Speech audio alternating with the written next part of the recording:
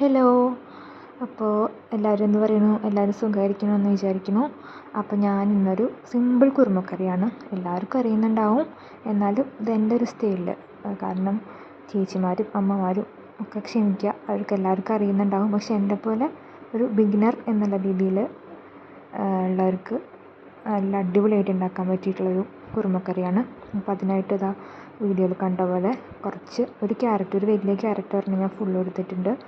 ഒരു ഉരുളക്കിഴങ്ങ് ഒരെണ്ണം മുഴുവനും, ഒരു 3 പച്ചമുളക്, ഒരു സവാള, ചെറിയ കഷ്ണം ഇഞ്ചി, ഒരു 2 വലിയ വെളുത്തുള്ളി 2 അല്ലി ഇട്ട്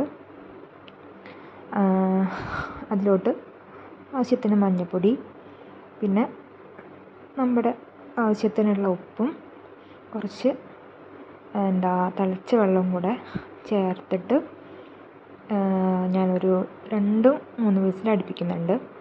അപ്പോൾ നല്ല ടേസ്റ്റ് ആട്ടോ ഈ കുറുമക്കറി. അതിനുശേഷം നമ്മൾ ഒരു 2-3 വിസിലടിക്കുന്ന ആ സമയം കൊണ്ട് തന്നെ നമ്മൾ കുറച്ച് തേങ്ങയും അതിലോട്ട് 2 പച്ചമുളക്, 2 വെളുത്തുള്ളി, ഒരു കഷ്ണം പട്ട, ഒരു നമ്മുടെ ബേ ലീഫ് ഇല്ലേ അതും, ഒരു വെളുത്തുള്ളിയും കൂടെ ഇട്ട് നന്നായി അങ്ങ് അരയ്ക്കുക. അങ്ങനെ അരച്ച് നിൽക്കുന്ന സമയത്താണ് എനിക്കൊരു കാര്യം ഓർമ്മ വന്നത്. ഞാൻ ഗ്രീൻ ബീൻസ് ഇട്ടില്ലായിരുന്നു. അവിടെ മെയിനായിട്ടല്ലേ ഗ്രീൻ ബീൻസ്.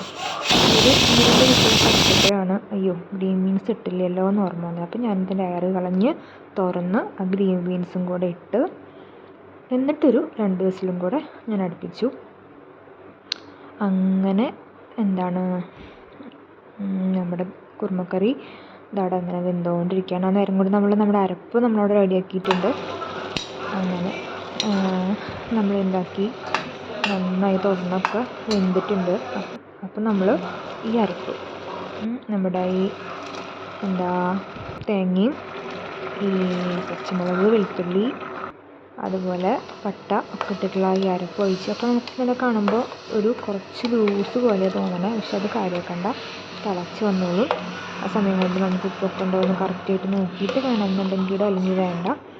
അങ്ങനെ നന്നായിട്ട് ഇളക്കി നന്നായിട്ട് ആ തേങ്ങയൊക്കെ ഒന്ന് വെന്ത് വരുമ്പോഴത്തേക്ക് നമുക്ക് ഞാൻ അതിൻ്റെ ഇടയ്ക്ക് ഒരു ഇത്തിരി ഗരം മസാല ഇട്ടിട്ടുണ്ടായിരുന്നു, ഞാൻ വീഡിയോയിൽ വിട്ടിട്ടില്ല. അങ്ങനെ നമുക്ക് കടുകും അതുപോലെ തന്നെ മെയിനായിട്ടൊരു ടേസ്റ്റ് കിട്ടുന്ന ഒരു ഐറ്റം എന്ന് പറയുന്നത് നമ്മുടെ റേസിൻസാണ്, ഉണക്കമുന്തിരി. അതുപോലെ അണ്ടിപ്പരിപ്പ് ഞാൻ ഇട്ടിട്ടുണ്ട് ഈ കുറുമക്കറിയിൽ. നല്ല ടേസ്റ്റാണ്. നമ്മൾ ഇടയ്ക്ക് ഉണക്കമുന്തിരി കടിക്കുമ്പോൾ ഭയങ്കര ടേസ്റ്റാണ്. അങ്ങനെ അതൊന്ന് വറവിട്ട് ജസ്റ്റ് ഒന്ന് നമ്മുടെ ഉണക്കമുന്തിരിയും അണ്ടിപ്പരിപ്പ് ഒന്ന് ജസ്റ്റ് ഒന്ന് വാടി വന്നാൽ മതി.